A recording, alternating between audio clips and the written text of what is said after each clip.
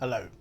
Today I'm taking a look at a Spanish white wine from the Rueda region, and this is CVNE or Cune Verdejo 2022 Rueda. CVNE, or the Compañia Vinicola del Norte de España, are known as Cune because the way the abbreviation of their name is written on the label. The E looks like a U. And they're a historic Rioja producer. They were established in Haro in 1879. Rueda is a region a little over 100 miles to the southwest of Rioja, and was a region's development has largely been a result of the encroachment of Rioja producers into the region. In the 1970s, first of all, Marqués de Riscal came to the region and built a winery there to use what's called inox, protective techniques to make wines. They were followed in the 1980s by Marqués de Grignon, another Rioja producer, and both these companies had been advised by the French professor of oenology from Bordeaux, Émile Peynaud, that this region would be worth developing. And I think what they'd realised was that in the Rueda region, by using modern winemaking techniques, it was possible to make a lovely, fresh, crisp, aromatic, dry white from the local Verdejo and also Macabeo or Viura grape varieties. So what happened was that there was greater protection from oxidation and cooler fermentations to achieve this. More recently, a lot of Sauvignon Blanc has been grown in the Rueda region, and very recently both Chardonnay and Viognier have become permitted varieties to be planted in the Rueda DO. In 2020 there was a revision of the DO's rules permitting the production of varietal wines. So that's what this is. This is a Rueda Verdejo. So technically it has to be at least 85% Verdejo. This is in fact 100% Verdejo, but you are allowed a small amount of other varieties. And staggeringly, the 2020 harvest lasted from the 16th of August through to the 16th of October. And this was both the earliest start to harvest they've had in the region and the longest period it's taken to harvest. And I can only think that this must mean they have a widely spread set of terroirs at different altitudes, with all the grapes ripening at different times.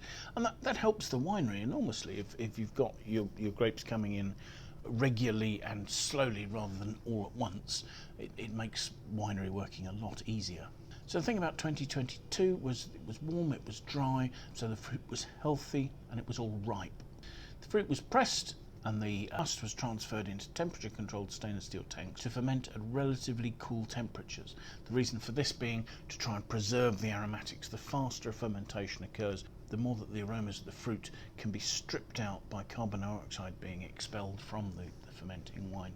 The notes I have make no note of aging, so certainly this hasn't been aged in oak, and I don't think there's any influence of aging with its lees either. So it's a wine that's been bottled young to preserve its freshness. So let's have a look at it, shall we? Looking at the colour, it's a medium yellow colour, not particularly deep. The wine has 30% alcohol according to its label, and it's starting to form some tears, but not all that readily. It's not a massively viscous wine. So let's have a look at the aromas, shall we? See what we make of those. There's an initial quite estery sort of note there. What do I mean by estery? It's fermentation esters. It's slightly confected notes that have been created during the fermentation. There are notes of perhaps pear drops, perhaps slightly high-toned banana notes. Behind that, though, there's a ripe peachiness, and actually the more confected notes soon pass, and you've got this nice sort of ripe stone fruit note. So let's have a taste.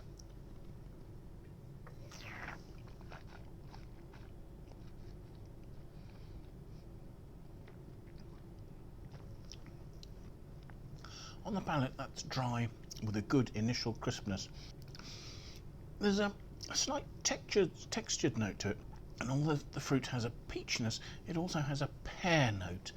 And I think one of the things that's driving me towards thinking of this sort of pear and almost a touch of fennel actually note is there's a slightly green edge, almost like a sort of a pear skin on a ripe pear. You've got the slight oily fruit behind, but also the sort of slightly phenolic note of the green skin of the pear.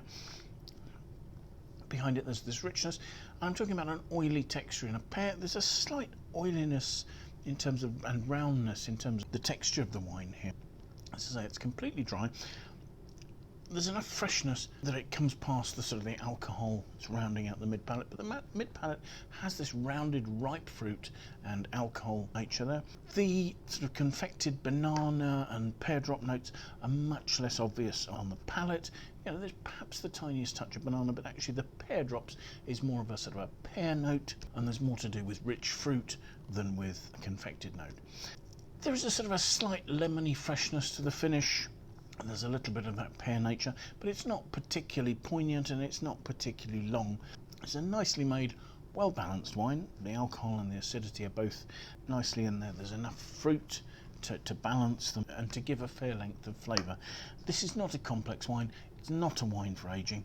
It's a wine whose lovely freshness makes it very appealing when consumed cold, and whose character isn't too tart or astringent. This really is a well-made, everyday drinking wine with some really lovely broad appeal. So thank you very much for watching. I hope you found the tasting of interest. If you've enjoyed it, do please press the like button below. Do please forward the video to your friends if you think they'd be interested. Do consider signing up and following us on Instagram. That would be fantastic. And any comments you have, any feedback, please leave that in the comments box below. We would love to hear what you think about the wines, the tastings we're doing, or anything else that relates to this. Most importantly, however, I do hope you'll take some time and come and join us for another tasting in the near future. Thanks again. Bye for now.